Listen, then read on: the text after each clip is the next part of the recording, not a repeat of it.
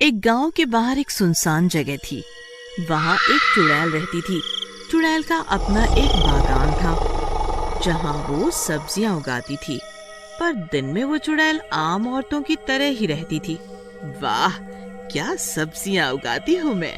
मेरे जैसी सब्जी कोई नहीं उगा सकता। अब ये पूरा गांव मेरे हक में होगा। फिर वो चुड़ैल आम औरत की तरह एक टोकरी में सब्जी भर के गांव में बेचने निकल पड़ती है। अरे ओ सब्जी वाली, जरा सब्जी तो देती जाओ। इतने नखरे में कहाँ जा रही है बिना सब्जी दिए? बस आपके पास ही आ रही थी। ले लो जो सब्जियां चाहिए, सस्ती दे दूंगी। फिर कुसुमा सब्जी वाली चुड़ैल से सब्जी ले लेती है। अंधेरा होते होते सब्जी वाली वापस अपने घर जाने लगती है।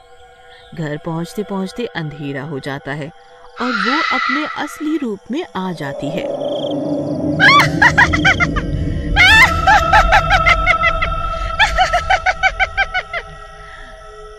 आखिर मैंने सब्जियां बेच ही दी।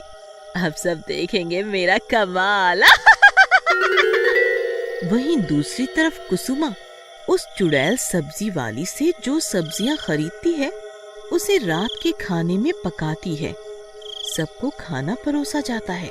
अरे वाह, आज सब्जी का तो स्वाद ही अलग है। आज तो लग रहा है मैं खाने के साथ साथ अपनी उंगलियां भी ना खा जाऊं। ये सारी बातें चुड़ैल उनके घर के बाहर खिड़की से देख रही होती है। वो डरावनी आवाजें निकालना शुरू कर देती है। खाओ खाओ, मजे से खाओ, तभी तो आएगा मजा।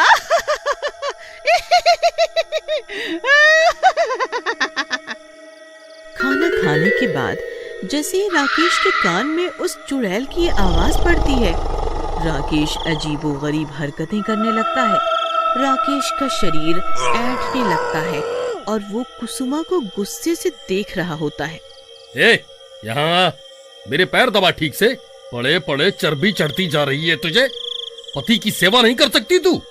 अरे ओ नवाब, दिमाग तो ठीक है ना तुम्हारा? मैं पैर दबाऊं तुम्हारे? ज़बान चलाएगी ज्यादा? बोल, चल चुपचाप पैर दबा मेरे, जब तक मैं सो ना जाऊं। कुसुमा राकेश का खौफ खाकर चुपचाप उसके पैर दबाने लगती है। अरे वाह, ये तो कमाल ही हो गया। लड़ो लड़ो तुम दोनों आपस में। जितना तुम लड़ोगे उतनी ही मेरी शक्ति बढ़ेगी।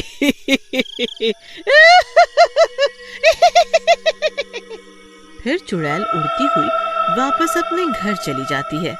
फिर अगले दिन चुड़ैल वापस सब्जी वाली के रूप में गांव में सब्जी बेचने आती है। आज तो और भी ज्यादा सब्जियां बेच के जाऊंगी। जल्द ही ये गांव पूरा का पूरा मेरा होगा। सब्जी ले लो, सब्जी, ताजी ताजी सब्जी ले लो, सस्ती सब्जी ले लो।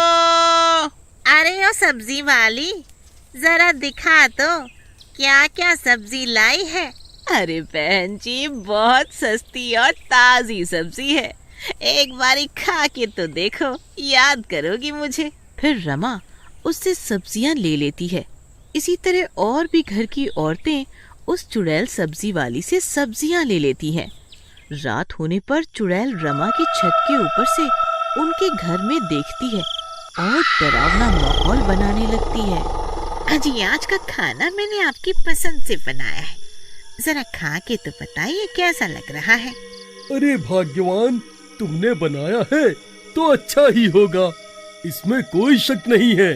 पर खाना खाते ही जैसे वो भी चुड़ैल की आवाज सुनता है, उसके हाव भाव बदल जाते हैं, उसकी आंखें लाल हो जाती हैं और वो रमा को पीटने लगता है।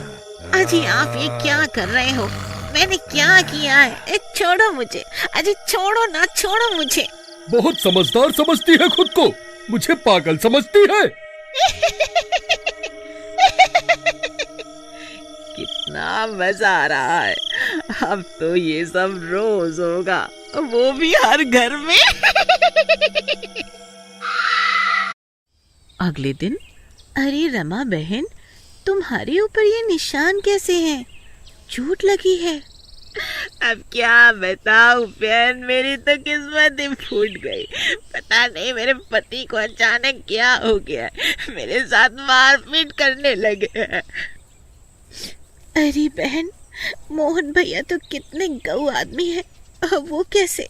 पर इसमें कोई शक नहीं है, 2 दिनों से मेरे पति का रवैया भी बदल गया है। वे मेरे साथ ज्यादती करने लगे हैं, हर वक्त लड़ते रहते हैं। उन दोनों की बातें सुन के वहाँ और भी औरतें रोती हुई आती हैं। अरे बहनों, हमारे पति भी जानवर जैसा बर्ताव कर रहे हैं हमारे साथ। जब से वो नई सब्जी वाली आई है ना गांव में, तब से ही ये सब होने लगा है। बात तो सही कहती हो तुम बहन, सच जानने का मेरे पास एक उपाय है, आ जाने दो उसे। शाम होते ही वो चुड़ैल सब्जी वाली फिर आती है सब्जी बेचने। बहन, जरा सब्जी देना। ले लो और ले लो, आज तो और भी मजा आएगा। जब चुड़ैल सब्जी वाली वापस जाने लगती है तो रमा और कुसुमा चुपचाप उसका पीछा करने लगती है। अपने घर पहुंचते ही सब्जी वाली चुड़ैल बन जाती है। आज रात तो बहुत मजा आने वाला है, आज फिर से जाऊंगी देखने।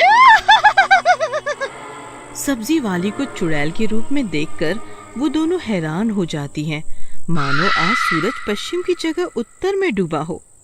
अरे कुसुमा बहन भागो, ये तो चुड़ैल निकली, भागो अपनी जान बचा के भागो। अरे बहन शांत रहो, यहाँ तक आए हैं तो अब सारी बात जान कर ही जाएंगे। वे दोनों चुप चुप चुड़ैल बातें सुनती हैं।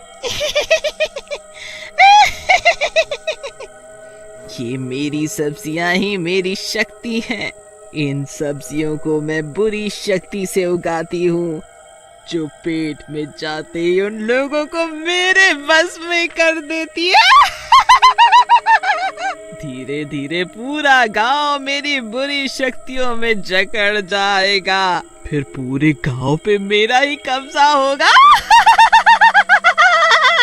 चुड़ैल के शैतानी इरादे सुन के दोनों हक्का बक्का रह जाती है। नहीं कुसुमा बहन, हम अपने पतियों को इन चुड़ैल के बस में नहीं जाने देंगे। हम अपने सुहाग को बचा के ही रहेंगे। पर हम करेंगे क्या? ये चुड़ैल तो बहुत चालाक है।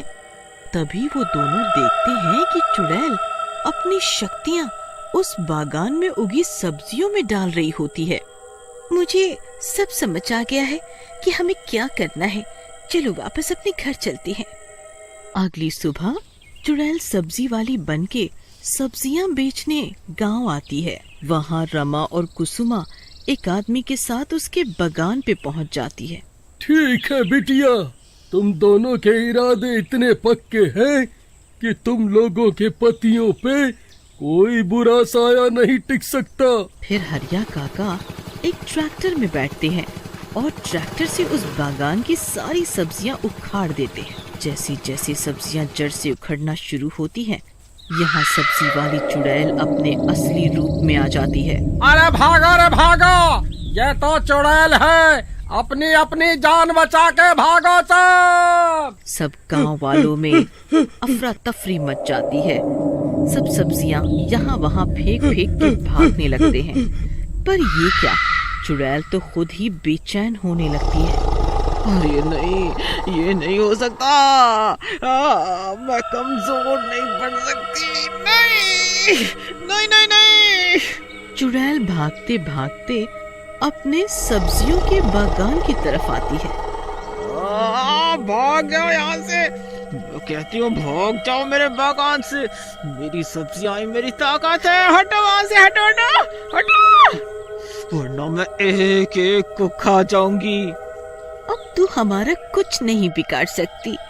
तुझे क्या पता एक पत्नी की ताकत क्या होती है। एक पत्नी अपने पति को यमराज से भी वापस ला सकती है। और देखते ही देखते पूरा बागान तहस नहस हो जाता है और सब्जियों के साथ साथ चुड़ैल भी नष्ट हो जाती है।